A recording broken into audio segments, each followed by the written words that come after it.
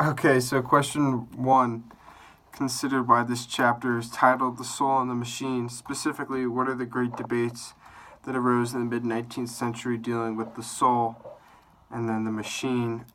I think the big one, or what they first try and tackle is the machine.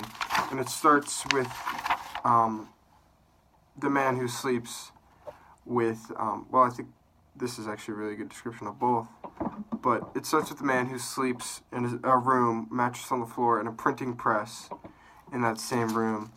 And I think that's a really good representation of the American dream, of just working really hard, doing whatever it takes to do and fulfill whatever your dream is. But the story itself really starts off with and how they juggle the machine, and it starts with the steam engine. And then they talk about workers' rights and the men who work. And then they contrast it to the soul. And that talks about the religion and the house lives of the men who work there, the drinking issues, and women's rights. It says here a bit about religion. It says, more than 70% of people who were born followed the faith of their mothers, not their fathers.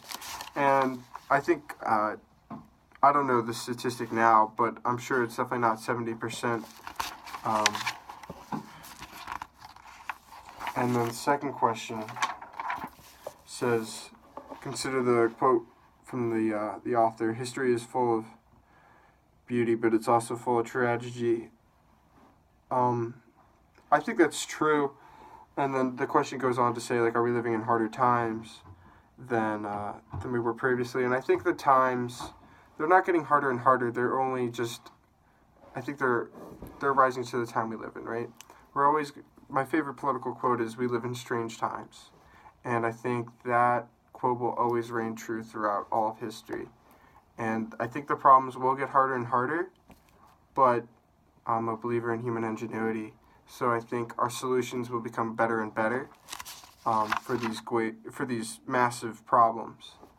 I think it doesn't really talk about any of the solutions in the story itself, but I think today, there's still a battle between the soul and the machine, right? If you look at iPhones and what they do to us as humans want to interact, face to face, and here's this human enterprise coming in, this machine that they've built to kind of distract us from that. And I don't know. It's just, I think iPhones are really, it almost blends together both the soul and the machine in this really, I think, ugly mix. But again, it mixes the both of them.